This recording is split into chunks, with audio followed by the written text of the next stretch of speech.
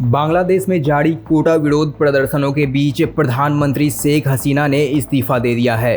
वह देश छोड़कर भाग गई हैं। 2009 से बांग्लादेश पर शासन कर रही शेख हसीना के हेलीकॉप्टर पर सवार होकर भारत आने की संभावना है।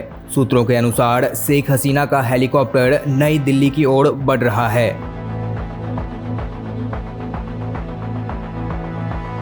हसीना का इस्तीफा ऐसे समय में आया है जब हजारों प्रदर्शनकारी राजधानी ढाका की सड़कों पर उतर आए हैं। ढाका में प्रधानमंत्री आवास में भी प्रदर्शनकारी घुस गए हैं। पिछले महीने छात्रों का विरोध प्रदर्शन सिविल सेवा नौकरियों में कोटा खत्म करने की शांतिपूर्ण मांग के साथ शुरू हुआ था, लेकिन अब यह एक व्यापक सरकार विरोधी आंदोलन और राष्ट्रव्यापी अशांति में बदल गया है।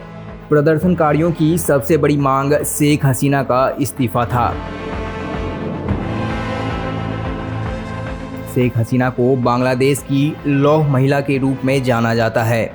उन्होंने कुल 15 साल बतौर प्रधानमंत्री देश पर शासन किया। उनके शासनकाल में बांग्लादेश ने तेजी से प्रगति की और देश की अर्थव्यवस्था ने पाकिस्तान को भी पछाड़ दिया।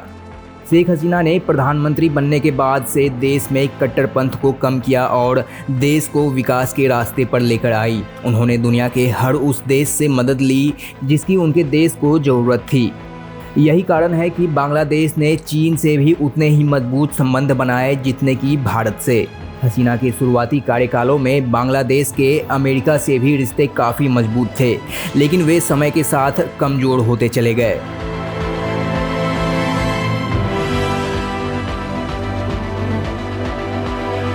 शेख हसीना के पिता शेख मुजीबुर रहमान को बांग्लादेश के लोग राष्ट्रपिता के तौर पर मानते हैं। मुजीबुर रहमान ने ही भारत के साथ मिलकर बांग्लादेश को पाकिस्तान से आज़ादी दिलाई।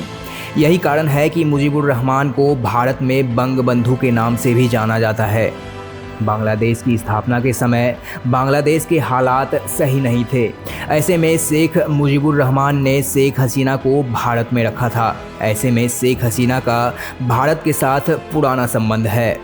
शेख हसीना के बचपन से लेकर पढ़ाई लिखाई सब कुछ भारत में ही हुई है। शेख हसीना अपने खिलाफ उठने वाली विरोध की हर आवाज़ को कुचलने में माहिर थी। उन्होंने सत्ता में आते ही विपक्षी बांग्लादेशी नेशनलिस्ट पार्टी और जमाते इस्लामी पर शिकंजा कसना शुरू कर दिया। हालात इतने बदतर हो गए कि विपक्षी पार्टियों के कई बड़े नेता देश छोड़कर भाग गए। कई नेताओं पर हमले, आपराधिक मुकदमों में फंसाने और दूसरे तरीकों से प्रताड़ित करने के आरोप भी लगे। इतना ही नहीं, शेख हसीना पर देश के चुनावों को भी प्रभावित करने के आरोप लगे। इस कारण मुख्य विपक्षी पार्टी बीएनपी ने तो चुनाव लड़ने से ही इनकार कर दिया।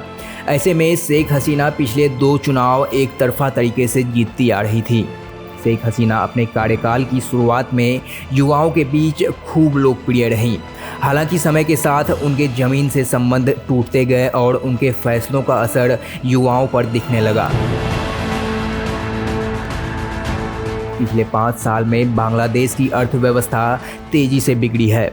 इसका असर सरकारी नौकरियों, वेतन और प्राइवेट सेक्टरों पर साफ देखा गया है। नकदी की कमी के कारण बांग्लादेश के युवाओं के लिए अवसरों की संख्या सीमित हो गई। विदेशी कंपनियों ने भी बांग्लादेश में निवेश से मुंह मोड़ना शुरू कर दिया।